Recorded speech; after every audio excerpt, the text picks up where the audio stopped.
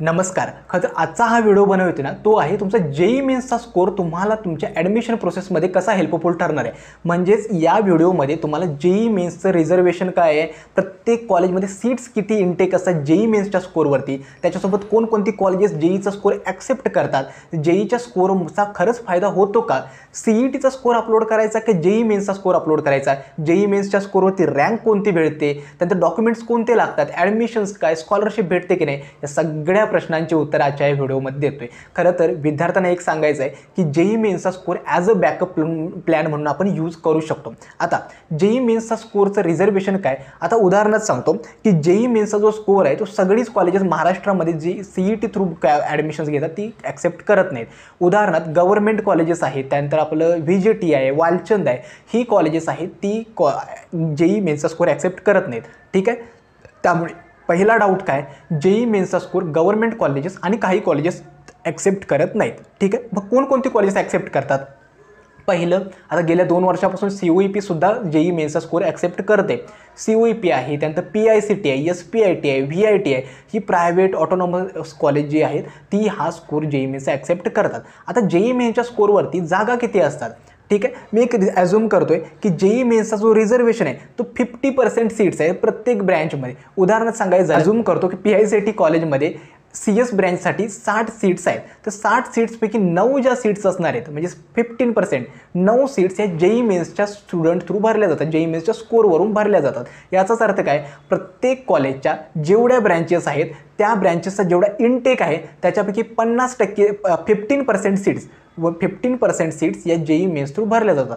उदाहरणार्थ सांगायचं झालं तर आता COEPमध्ये जर बघाल तर मेटलर्जी ब्रँच आहे, मेटलर्जी ब्रँचचा 60चा इनटेक आहे, 60पैकी 9 सीट्स या फक्त जेईई मेन्सचा स्कोर भरून भरल्या जातात. हे असणारे रिझर्वेशन क्रायटेरिया. आता जेईई मेन्सच्या स्कोरचे फायदे काय काय असतात. एक तर आता CETचा स्कोर तुम्हाला समजला आहे, जेईईचा स्कोर सुद्धा बॅकअप म्हणून यूज करा. का सांगतो, ज्यावेळी तुम्ही आता कॉलेज लिस्ट भराला आणि त्यावेळी तुम्ही दोन्ही स्कोरला अप्लाय केलं, उदाहरणार्थ काही विद्यार्थी काय करतात तर कॅप ॲडमिशन प्रोसेसमध्ये फक्त CETचा स्कोर ॲड करतात, जेईई मेन्सचा स्कोरचा ॲड करत नाही. का, ते बोलतात की माझा CETचा स्कोर समजा 90 आहे आणि जेईईचा स्कोर समजा 55 आहे, मग जेईईचा स्कोरचा फायदा काही होणारच नाही, मग कशाला ॲड करायचं. असं करू नका. भलेही जेईई मेन्सचा स्कोर तुमचा 10% जरी पर्सेंटाईल जरी असेल तरीसुद्धा तो ॲड करा. कारण का ज्यावेळी तुम्ही ऑप्शन फॉर्म भरता, ऑप्शन फॉर्ममध्ये काय होतं, CET सेलचं जे सॉफ्टवेअर आहे ते सिक्वेन्शियली चेक करत जातं. आता 1 नंबरला जे कॉलेज टाकले ते तुम्हाला CETच्या स्कोरवरती मिळतंय का, त्याचा कट ऑफ मॅच होते की नाही हे चेक करतं. जर मिळत नसेल तर जेईई मेन्सच्या स्कोरवरती मिळतंय का, ते मिळत नसेल तर पुढचं कॉलेज असं चेक करत जातं. ते दोन्ही स्कोरवरती चेक करतं. त्यामुळे ही तुम्ही टेन्शन घेऊ नका की माझा जेईई मेन्सचा स्कोर कमी आहे, उगाच कशाला टाकायचं वगैरे वगैरे, परत काही प्रॉब्लेम येईल. सगळ्या विद्यार्थ्यांनी ज्यावेळी आता कॅप ॲडमिशन प्रोसेस स्टार्ट होईल, जेईई मेन्सचा स्कोर सुद्धा अप्लाय करायचं. जेईई मेन्स स्कोरसाठी डॉक्युमेंट्स काही लागत नाहीत. जे NTAचं मार्कशीट होतं तुमचं ते फक्त तुम्हाला ती प्रिंट आउट असते, ती फक्त स्कॅन करून अपलोड करावी लागते आणि डॉक्युमेंट व्हेरिफिकेशनला ती फक्त घेऊन जावे. एक्स्ट्रा काही डॉक्युमेंट्स लागत नाहीत. ठीक आहे. मग आता जेईई मेन्सच्या स्कोरचे काही ड्रॉबॅक्स मी सांगतो. एक तर फक्त सीट्स लिमिटेड आहेत, म्हणजे 15% इनटेक आहे, त्यामुळे याचं कट ऑफ जे असतात ती जास्त असतात थोडी. ठीक आहे. दुसरं, जेईई मेन्सचं स्कोरवरून एक सेपरेट रँक लिस्ट ती CET सेल बनवतो, ज्याला ऑल इंडिया मेरिट लिस्ट बनवली जाते. मग या जो स्कोर असतो ऑल इंडिया मेरिट लिस्टचा, त्या जेईई मेन्सच्या स्कोरवरती रिझर्वेशन नाही आहे. उदाहरणार्थ सांगायचं झालं, ज्यावेळी तुम्ही CETच्या कॅपमधून ज्यावेळी तुम्ही ॲडमिशन घेता म्हणजे CET स्कोरवरून, त्यावेळी रिझर्वेशन सीट्स असतात. उदाहरणार्थ आता सांगायचं झालं तर एका कॉलेजमध्ये 60चा इनटेक आहे, त्या 60 सीटपैकी समजा 45 सीट्स ज्या असणार आहेत त्या मी समजा CET सेल्स काय करतो, CETच्या स्कोरवरून भरून घेते, त्याच्यामध्ये रिझर्वेशन आहे. परंतु ज्यावेळी तुम्ही जेईई मेन्सचा स्कोर ॲड करता, जेईई मेन्सच्या स्कोरवरती महाराष्ट्र CET सेल रिझर्वेशन देत नाही. तुमची एक सेपरेट लिस्ट बनवली जाते. जेवढ्या विद्यार्थ्यांनी जेईई मेन्सचा स्कोर ॲड केलाय, ऑल इंडिया असू दे महाराष्ट्र असून, त्या सगळ्या विद्यार्थ्यांची एक लिस्ट बनवली जाते आणि त्यामध्ये रिझर्वेशन नाही आहे. मग रिझर्वेशन नाही आहे तरीसुद्धा ज्यावेळी तुम्ही कॉलेजमध्ये ॲडमिशन घेता, आता समजा तुम्हाला सीट अलॉट झाली, जेईई मेन्सची सीट अलॉट झाली ऑल इंडिया सीट, मग त्या सीट जर तुम्ही अलॉट झाली त्यावेळी तुम्ही कॉलेजमध्ये ॲडमिशन घ्या, त्यावेळी मात्र तुम्हाला रिझर्वेशनचा फायदा मिळेल. ती फी स्ट्रक्चर आहे ते तुमच्या कॅटेगरीचंच भरावं लागतं.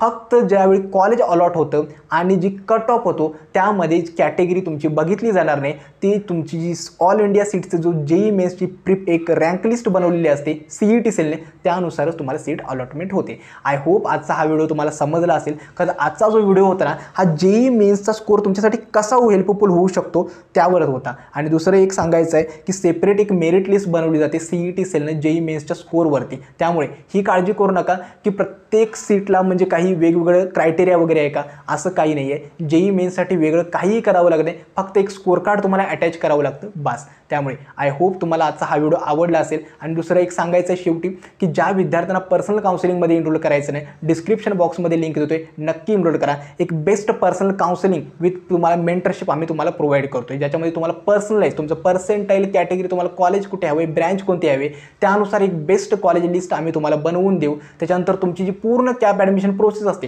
त्याच्यामध्ये तुम्हाला डाऊट सपोर्ट मिळतो. कोणत्याही स्टेपला काही तुम्हाला डाऊट्स वगैरे असतील तर तुम्ही डायरेक्टली आमच्याशी इंटरॅक्ट करू शकता. आणि थर्ड आणि लास्ट असतं, जेवढी कॅप ॲडमिशन प्रोसेस चालते त्यानुसार आम्ही सगळ्या विद्यार्थ्यांच्या झूम मीटिंग घेऊन तुम्हाला गाईड केले जातं. आय होप तुम्हाला ही प्रोसेस समजली असेल.